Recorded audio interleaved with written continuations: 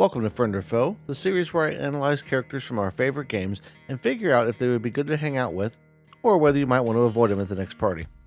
I'm Josh Bearheart Hawk, and in this episode, we're trying not to get thrown off the roof by William Carver from Telltale Games' The Walking Dead Season 2. As always, I've created a playlist for this series, so you can easily keep up with it and watch every episode available anytime. I'll link that in the description down below. William Carver, better known by those around him as Bill, or just Carver, is the leader of a group that took over a Howe's hardware store in Tennessee, following the start of the zombie outbreak. Prior to the downfall of modern society, not much is really known about the man. But after the dead started rising and eating people, he wound up joining a small group that would eventually consist of more than a dozen survivors. Over time, Carver would gain a large amount of control over the group, leading them to gather a large amount of supplies and even starting a recruiting effort to grow the community as they worked to expand and rebuild society. At some point, nearly 2 years into the outbreak, Carver and one of the other members of the group, Luke, began to disagree on how things should be run.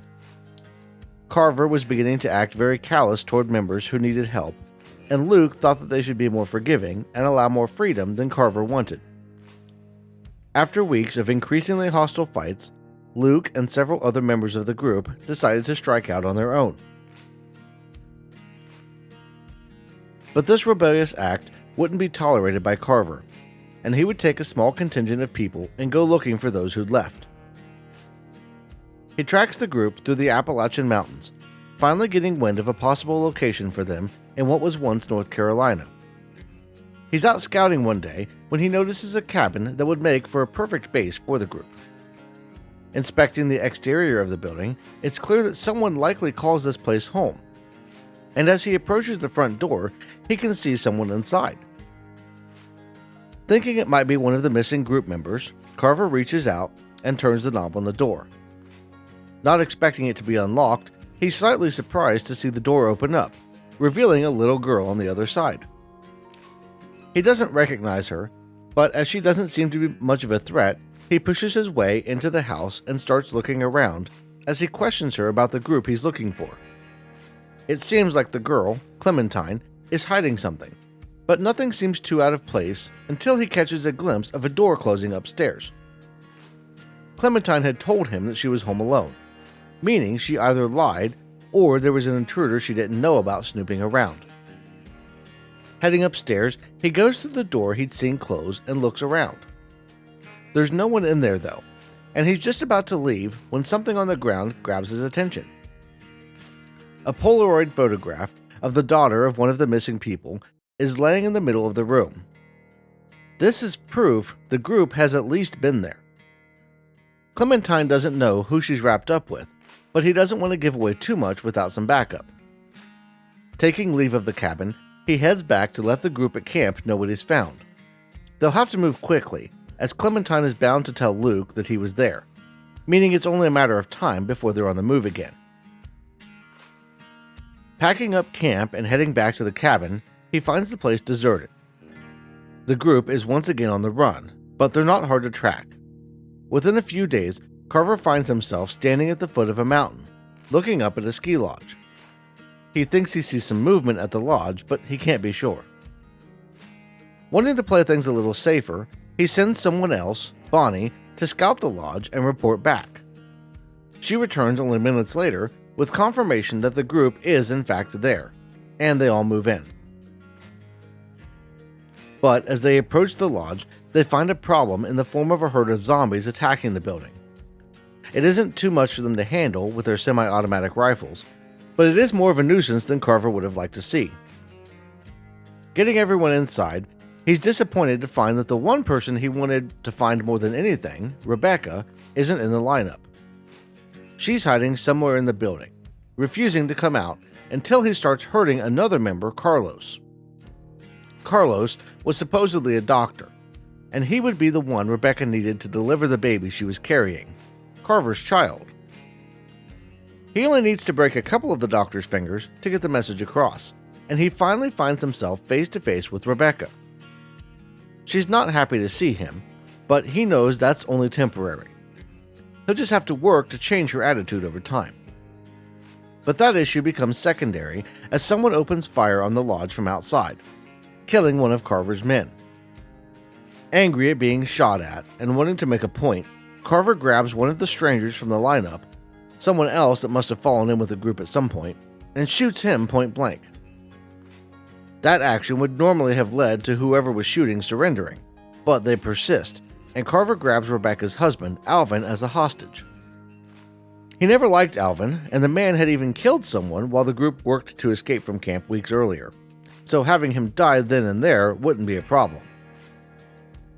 But Alvin wasn't the key to ending the standoff. Clementine, who's still with the group despite Carver's earlier warnings, shouts out at someone named Kenny to stop shooting, and it seems like she might be better bait if she knows whoever that is. He's proven right, as a man comes walking in the door moments later, alone. Carver assumed Luke would be involved, as he wasn't in the lineup. But it appears the man who once stood up to him has finally abandoned the group that he convinced to leave.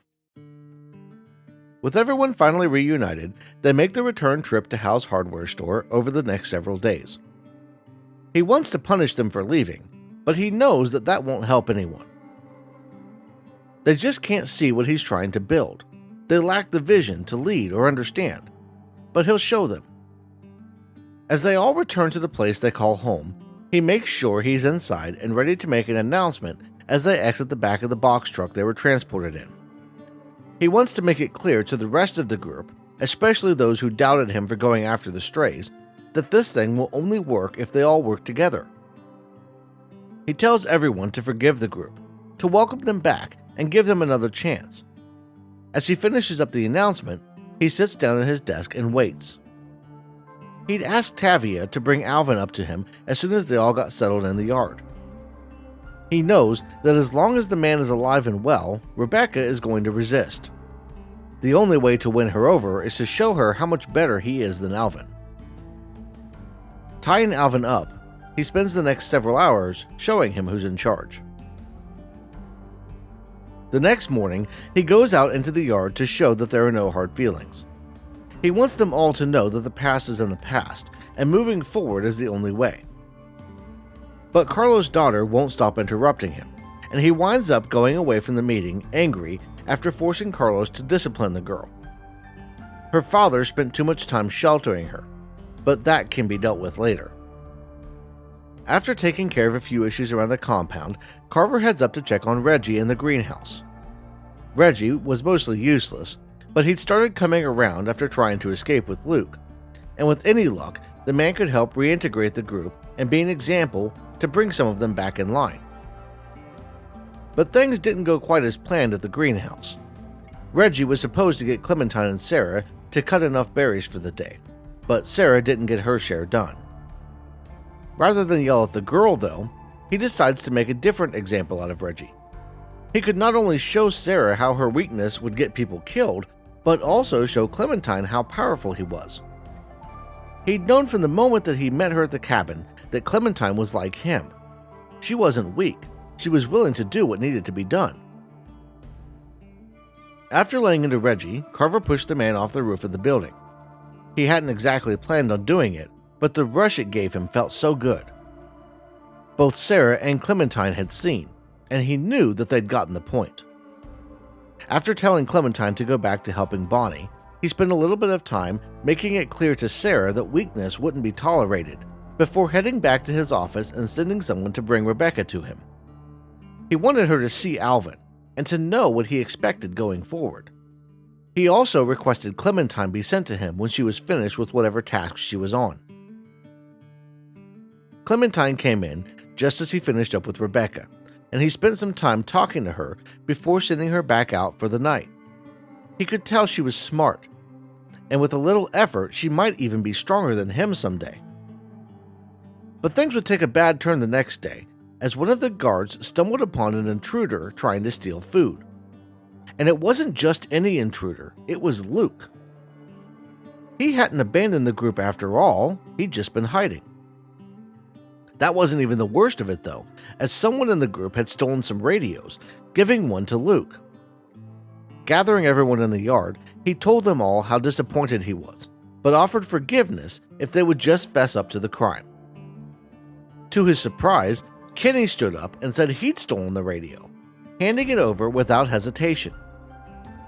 But that was the one person Carver hoped it would be. He didn't like the man at all.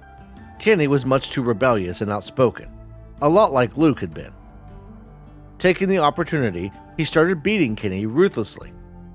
He wanted to show them all what he could do, to make them fall in line and listen. He'd beat them all if it would help them understand that he just wanted to make a better society. Bonnie stepped in before things got too out of hand though, telling him about a breach that needed his attention. He let the group know as he left that they wouldn't be getting any food for a while. The breach wasn't too much to deal with, but as they were finishing up, the public announcement system turned on. It would have been bad enough for it to be running with a large herd of zombies that had been circling them for days, but it was broadcasting both inside and outside the building, meaning even those zombies that were further out would be drawn in. Sending someone up to check the PA system, he headed for the yard. The group out there had already caused enough trouble, and he knew that they had to be responsible for this issue as well. But there was no one in the yard. Making his way to the loading bay, he finds the group attempting to escape.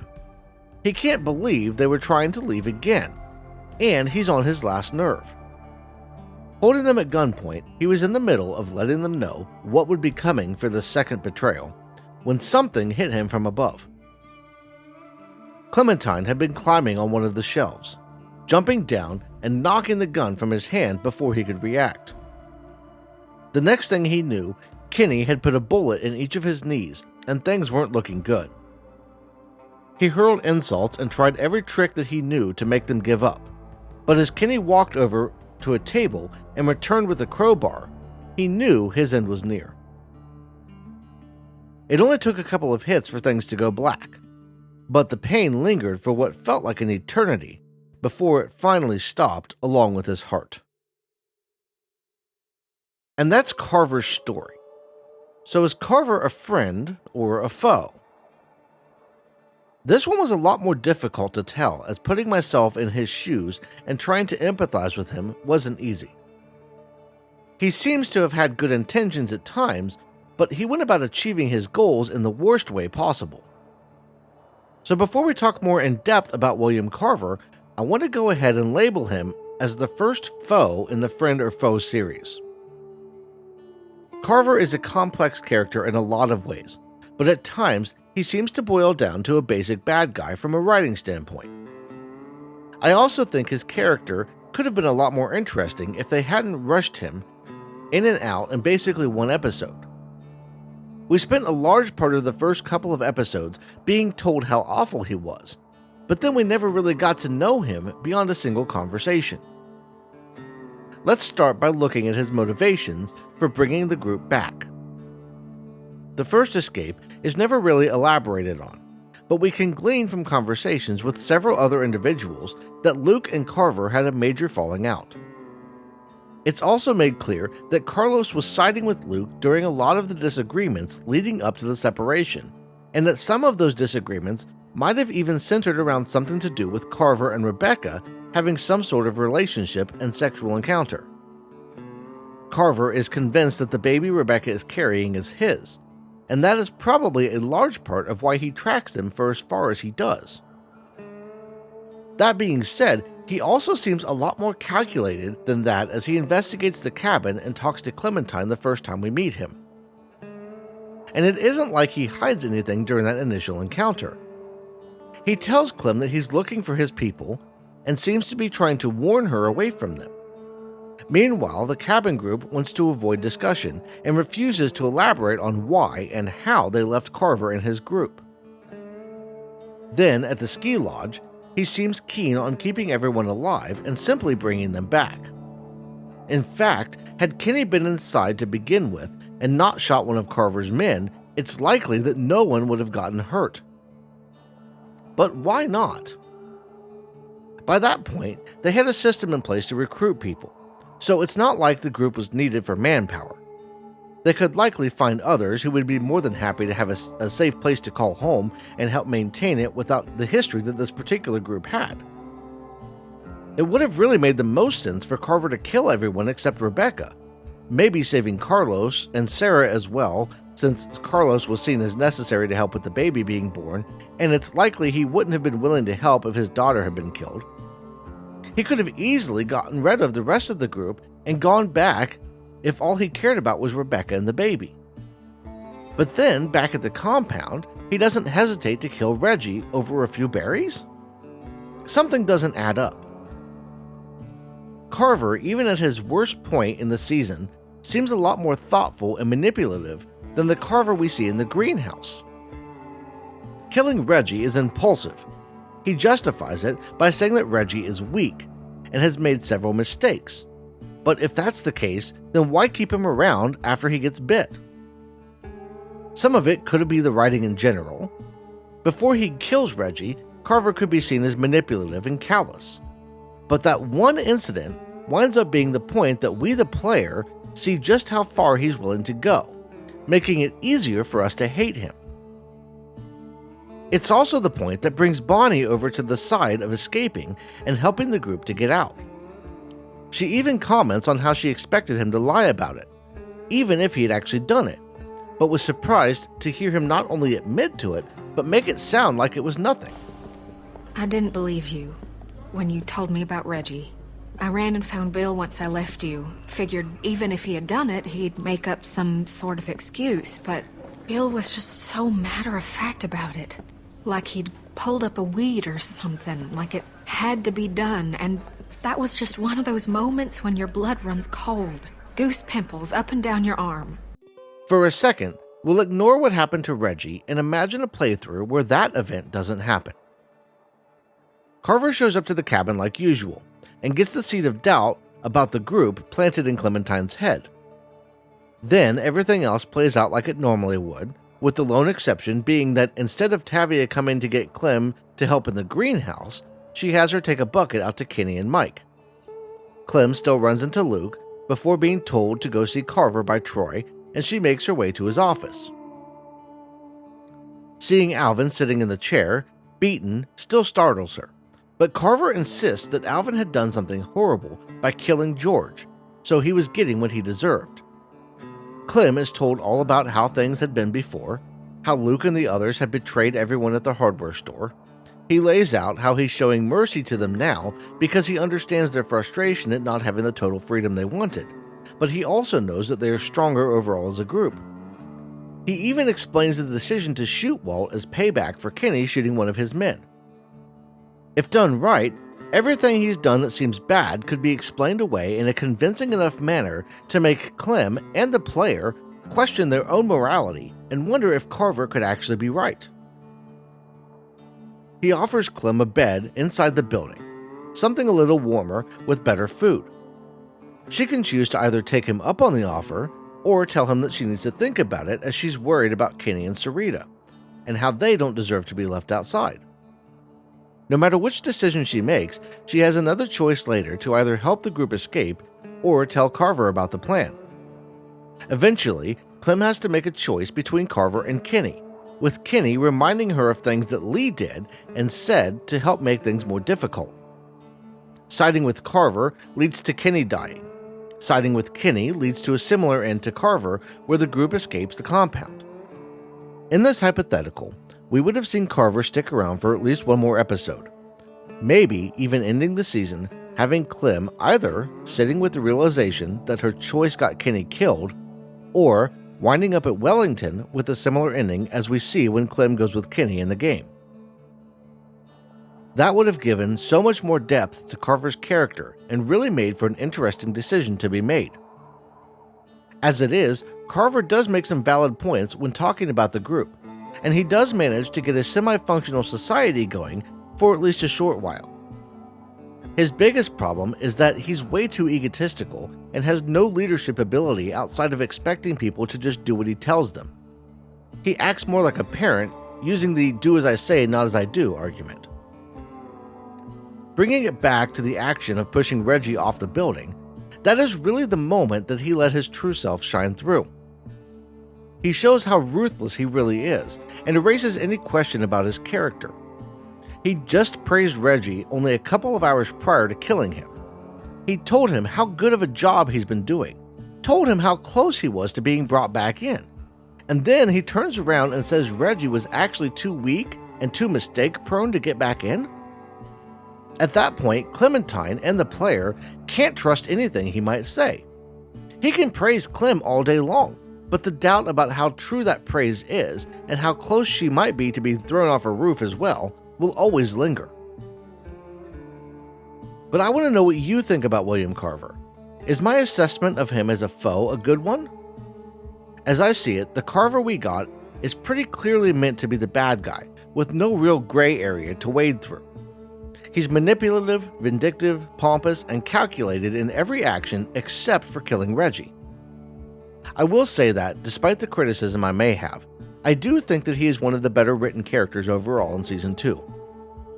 He had a lot of unrealized potential, but what we did get was enough to make him one of the most controversial and hated characters in the game to this day.